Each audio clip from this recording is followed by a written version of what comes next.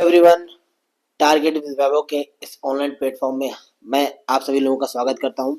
आशा करते हैं आप सभी लोग स्वस्थ होंगे और अपनी पढ़ाई लिखाई को भली प्रकार से कर रहे होंगे। तो कल के वीडियो में हम लोगों ने कुछ महत्वपूर्ण प्रश्नों को हल किया था। उसी क्रम में आज की सेशन में हम लोग कुछ ऐसे महत्वपूर्ण बहुविकल्पी प्रश्नों को हल करने जा रहे हैं जो कि आगामी परीक्षाओं में, जो पिछली परीक्षाओं में आ चुके हैं और जिनकी आगामी परीक्षाओं में आने की संभावना 100% है।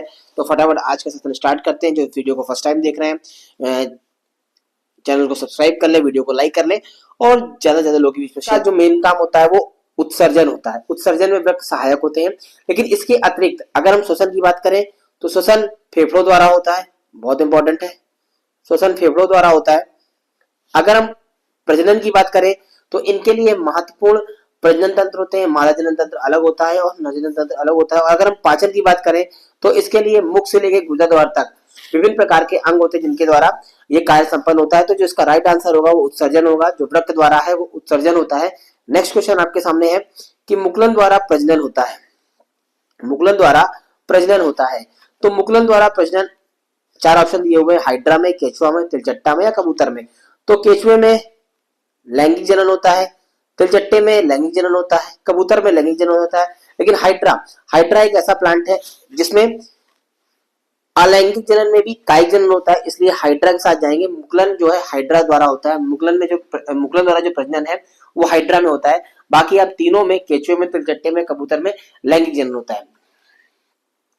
पत्तियों पर कलियां विकसित होती हैं। पत्तियों पर कलियां विकसित होती है, चार ऑप्शन दिया हुआ है, पुदीना में, आलू में, ब्रायोफिलम में या इन सभी में। तो जो पत्तियों द्वारा जनन है वो ब्रायोफिलम में होता है। तो इसका ऑप्शन नंबर सी, ब्रायोफिलम एकदम राइट आंसर होगा। और ब्रायोफिलम को ही अजूबा भी कहते हैं। ब्रायोफिलम को अजूबा भी कहते हैं। तो अगर कहीं आपको अजूबा मिलता है तो वो भी एकदम राइट आंसर होगा। तो यानी पत्तियों द्वारा जो जनन है वो ब्रायोफिलम में होता है। इसमें पत्तियों के किनारों पर किनारे मोटे हो जाते हैं तथा कक्षस्थ कलिकाएं बन जाती है, जिससे एक नया प्लांट या नया पौधा विकसित होता है। अगला क्वेश्चन है कि अनुवांशिक विज्ञान के जनक है। अनुवांशिक विज्ञान के जनक है, आपके सामने चार ऑप्शन दिए हुए हैं। Option A H.J. Muller, B Charles Darwin, C J.D. Watson और डी है ग्रेगर जॉन मेंडल। तो हम सभी लोग जानते हैं अनुवांशिक विज्ञान के जनक सर ग्रेगर जॉन मेंडल है। इन्होंने अनुवांशिकता के 3 नियम प्रतिपादित किए थे। प्रभाविता का नियम, इन्होंने अनुवांशिकता के 3 नियम प्रतिपादित किए थे। पहला था प्रभाविता का नियम, दूसरा था पृथक्करण का नियम और तीसरा था स्वतंत्र अपव्यवन का नियम। ये 3 नियम इन्होंने प्रतिपादित किए थे। इसलिए और इन्होंने एक उद्यान मटर का पौधा था जिसका साइंटिफिक नेम है पाइसम सटाइवम, उस पर अध्ययन करके ये अनुवांशिकता के नियम प्रतिपादित किए थे। तो अनुवांशिक विज्ञान के जनक कौन कहा जाते हैं?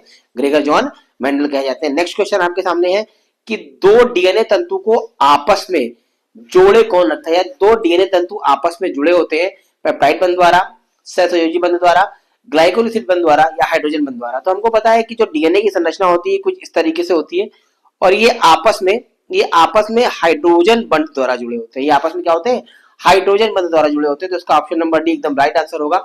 हाइड्रोजन बंध द्वारा ये आपस में जुड़े रहते हैं। नेक्स्ट क्वेश्चन आपके सामने है, मेंडल का प्रायोगिक पौधा कौन था? मीठी मटर, उद्यान मटर, सरसों या गुड़हल। तो मैं आपको बता दूं कि जो मेंडल का प्रायोगिक पौधा था वो उद्यान मटर था। उद्यान मटर एकदम राइट आंसर है। अगर बहुत सी किताबें मीठी मटर बताती हैं, मीठी मटर इसका राइट आंसर नहीं है। और उद्यान मटर का जो साइंटिफिक नेम है वो है पाइसम सटाइवम।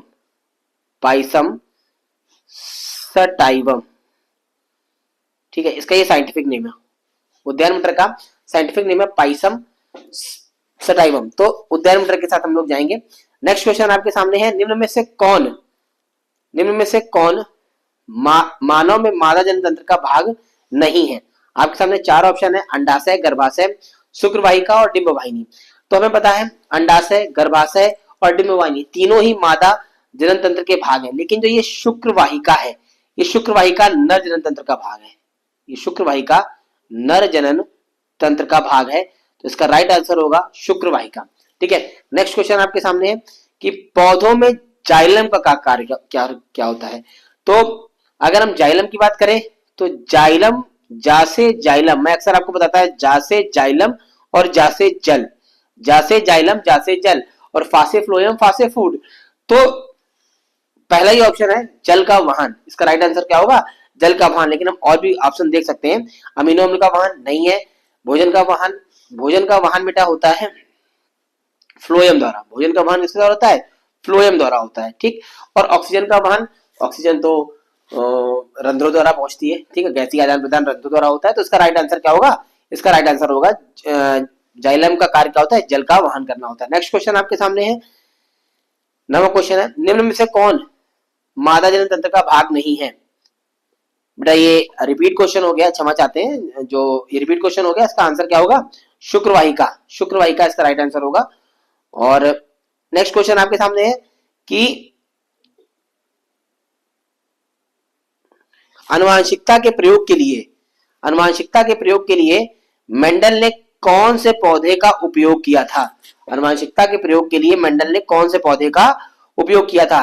तो हम सभी जानते हैं मेंडल ने मटर के पौधे का उपयोग किया था, और वही मटर कौन सी थी, वो मटर थी उद्यान मटर। कौन सी थी, उद्यान मटर, पाइसम सटाइवम इसका जो साइंटिफिक नेम है। उद्यान मटर पर इन्होंने क्या किया था, अध्ययन किया था, और अध्ययन करने के बाद आनुवांशिकता के 3 नियम प्रतिपादित किए थे। नेक्स्ट क्वेश्चन है, अलैंगिक जनन मुकुलन द्वारा होता है, किसमें होता है, अलैंगिक जनन मुकुलन द्वारा किसमें होता है, ये देख लेते हैं। 4 ऑप्शन दिए हुए हैं, अमीबा में, ईस्ट में, रस्मानिया में, या प्लाज्मोडियम में। अब मुकुलन की बात करें तो एक तो हाइड्रा है और दूसरा ईस्ट है। अगर हम मुकुलन की बात करें तो मुकुलन एक तो हाइड्रा हो जाता है, और बेटा दूसरा क्या हो जाता है, ईस्ट हो जाता है। इसका राइट आंसर होगा ईस्ट, ठीक है। हाइड्रा और ईस्ट में मुकुलन द्वारा अलैंगिक जनन होता है। नेक्स्ट क्वेश्चन आपके सामने, स्वपोषी पोषण के लिए आवश्यक क्या है। तो स्वपोषी पोषण के लिए कार्बन डाइऑक्साइड और जल चाहिए, सूर्य का प्रकाश चाहिए, क्लोरोफिल चाहिए, ये तीनों चीजें चाहिए। इसका ऑप्शन नंबर डी इनमें से सभी एकदम सही होगा, क्योंकि स्वपोषी पोषण के लिए सूर्य का प्रकाश, कार्बन डाइऑक्साइड, जल और क्लोरोफिल सभी आवश्यक है।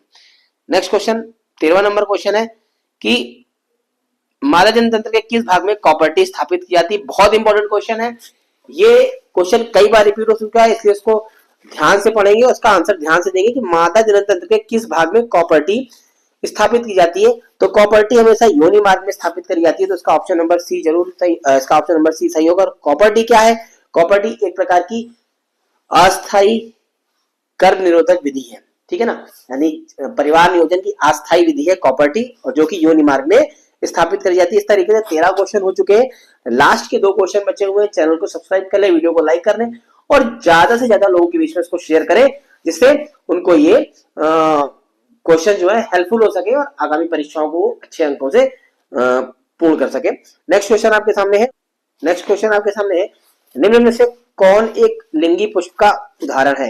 एक लिंगी पुष्प का उदाहरण है तो सरसों, गुड़हल और मटर, ये मट है नहीं, मटर है। सरसों, गुड़हल और मटर ये बेटा द्विलिंगी पुष्प है। कौन है, याद रखना, ये द्विलिंगी पुष्प है। सरसों, गुड़हल और मटर ये सभी द्विलिंगी पुष्प है। और जो पपीता है वो एक लिंगी पुष्प है। इसका ऑप्शन नंबर ए एकदम राइट आंसर होगा। नेक्स्ट क्वेश्चन और आज के सेशन का लास्ट क्वेश्चन है, जनन व जय प्रक्रम जिसके द्वारा हानिकारक पदार्थों का निष्कासन शरीर से होता है, वह जय प्रक्रम जिसके द्वारा हानिकारक पदार्थों का निष्कासन शरीर से होता है, क्या कहलाता है। तो इसका राइट आंसर उत्सर्जन होगा। उत्सर्जन का डेफिनेशन ये है कि हानिकारक या वज्र पदार्थों को शरीर से बाहर करना उत्सर्जन कहलाता है। तो इस तरीके से आज के 15 क्वेश्चन पूरे हो चुके हैं। आपको क्वेश्चन कैसे लगे कमेंट बॉक्स में कमेंट करके बताएंगे। साथ साथ अगर ये क्वेश्चन आपके लिए हेल्पफुल है तो आप इसको ज्यादा से ज्यादा ग्रुप में इसको शेयर करेंगे, चैनल को सब्सक्राइब कर लेंगे, वीडियो को लाइक कर लेंगे। तब तक के लिए धन्यवाद।